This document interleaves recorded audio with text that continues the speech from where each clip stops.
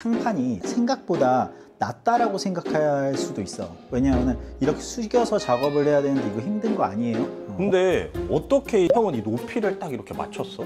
신발을 신는 거를 감안해서 2, 3cm로 올린 거야. 그러면 형 우리 이제 아파트나 주거 공간은 으로 하겠네. 이 상판의 기준을 생각하는 게 한 3가지 정도를 보면 돼. 첫 번째는 뭐가 있냐면은 형 음. 우리가 저번에 주방 인테리어 편 하지 말아야 될 거 10가지에 대해서 형이 정말 자세하게 설명을 해줬잖아. 근데 나는 한 가지 궁금한 게 우리가 지금 여기 있는 곳도 어떻게 보면은 상공간이지만 주방이라고 할 수 있는 공간이잖아. 그렇지. 근데 어떻게 이 상공간인데 형은 이 높이를 딱 이렇게 맞췄어? 이 높이는 지금 930 정도 돼. 신발을 신는 거를 감안해서 2, 3cm로 올린 거야. 그래서 이제 그 형태로 보통 키친 스튜디오는 930 정도의 크기로 만들어지기. 그러면 형 우리 이제 아파트나 주거 공간은 900으로 하겠네? 그렇지. 한 900 정도 사이즈로 가는 거지. 이전에는 872라는 사이즈로 고정돼서 거의 다 설치를 했어. 872? 왜냐면 우리나라 신장 키를 고려해서 우리나라만의 어떻게 보면 사이즈이기도 하고, 초반에는 외국에서도 그 사이즈로 설치를 하긴 했었어. 기준이 어떻게 됐냐면은 원래는 식기세척기를 822 기준으로 만들기를 시작했어. 그러니까 모든 전 세계에 있는 제품들이 밀레든 월풀이든 822 사이즈로 만든 거야. 거기서 높낮이를 약간 다리발로 조절할 수 있게. 그러다 보니까 그 기준에 맞춰서 이 상판 높이를 제작할 수밖에 없었던 거지. 그러면 그때는 872로 맞춰서 했는데 지금은 왜 그럼 900으로 하는 거야? 지금 보면은 상판의 높이를 50 정도로 한 거거든. 그러니까 기계가 822이고 그 위에다가 5cm짜리 50짜리의 그 상판을 올렸던 거지. 그래서 872라는 기준으로 만들었는데 이제 900으로 왜 만드냐라고 얘기를 하면은 그거는 이제 우리나라 평균 신장이 높아졌고, 그러다 보니까 900 정도로 했을 때 작업을 할 때 피로도가 적기 때문이야. 이 상판이 생각보다 낮다라고 생각할 수도 있어. 왜냐하면 이렇게 숙여서 작업을 해야 되는데 이거 힘든 거 아니에요? 900도 너무 낮은 거 아니에요? 이렇게 얘기를 하지. 하지만 이 상판의 기준을 생각하는 게 한 3가지 정도를 보면 돼. 첫 번째는 뭐가 있냐면은 평균 신장 크기로 했을 때 물이 이렇게 사용을 하잖아. 그러면은 물이 나오는 수도꼭지 맨 밑부분과 어느 정도 간격이 우리가 있겠지. 그 상태에서 이제 손을 닦겠지. 그럼 손을 닦으면은 우리가 팔을 살짝 올려. 그럼 물이 여기에 이렇게 떨어지면 어떻게 될까? 팔을 타고 흐르겠지. 그렇지. 예를 들어 겨울철에는 손목이나 이런 데 옷이 다 젖겠지. 긴 옷을 입으니까. 그런 문제점이 생기는 거야. 그런 기준에서 싱크볼 수전에 있는 부분에 손을 닦았을 때 손이 밑으로 흐르게끔 적정 수준의 낮은 상판의 높이가 된다라고 생각하면 될 것 같아. 그래서 수전에 물이 나오는 수도꼭지 위치도 거의 어느 정도 일정하게 되어 있어.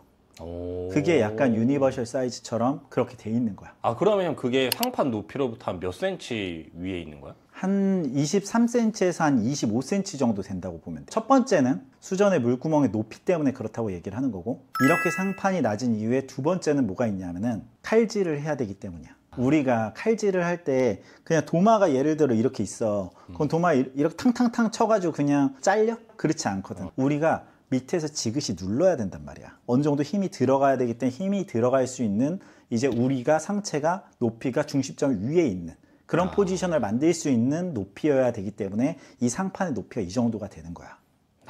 굉장히 과학적으로 만든 거네. 과학적으로 만든 거지.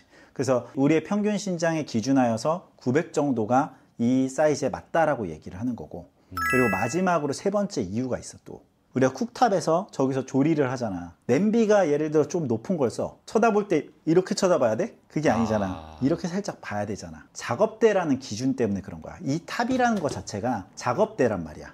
형 그러면 내가 어디서 보니까 이 상판 높이를 키 크신 분들 같은 경우에는 높이시는 게 좋다 그러더라고.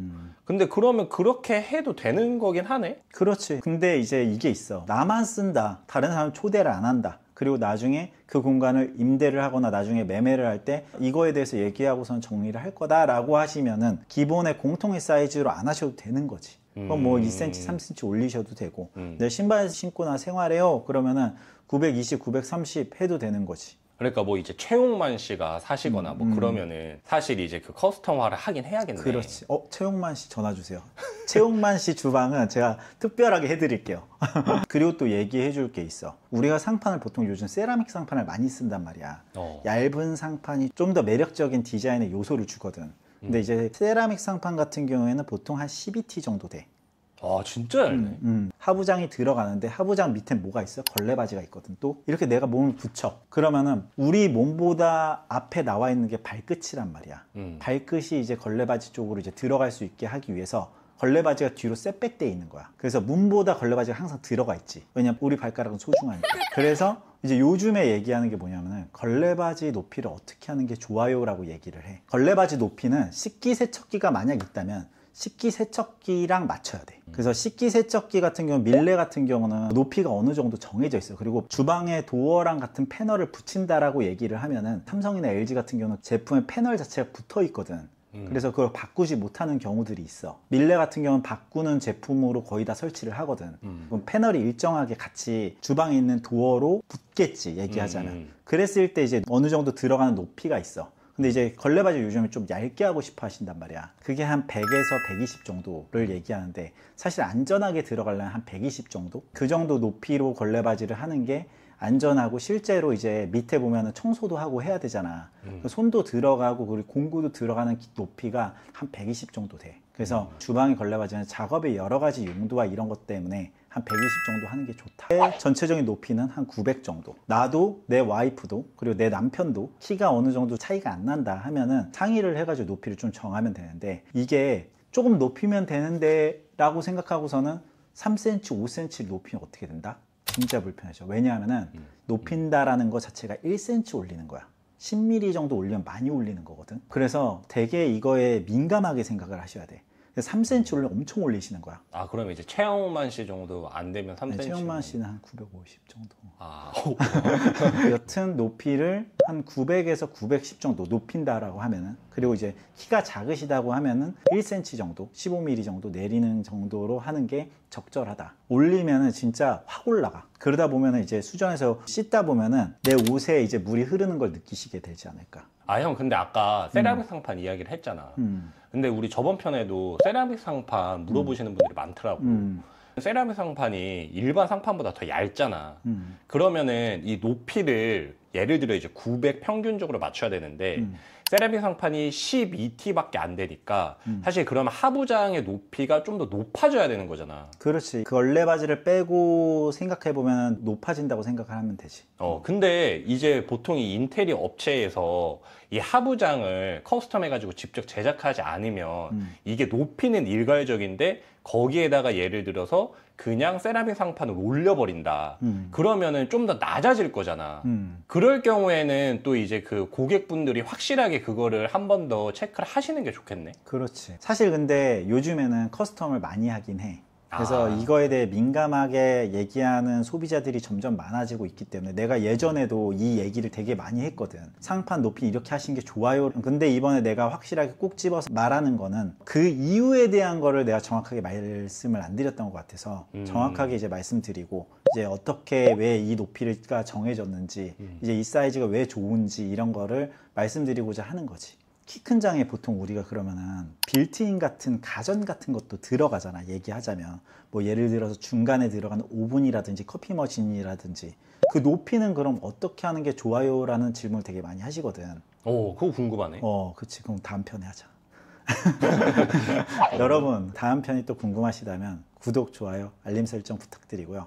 오늘은 주방 상판의 높이에 대해서 알아봤는데, 작업대라는 것 자체가 우리가 이것들을 컨트롤 해야 되고, 적절한 높이가 주방 높이는 한 900 정도가 요즘은 되는 것 같아요. 그래서 그 정도의 높이에서 여러분들이 설치하셔서 사용하시면 너무 좋겠고, 주방 관련해서 또 궁금하신 부분이 있다고 하면은 댓글 남겨주시면 제가 그걸 통해서 또 영상을 한번 만들어 보겠습니다.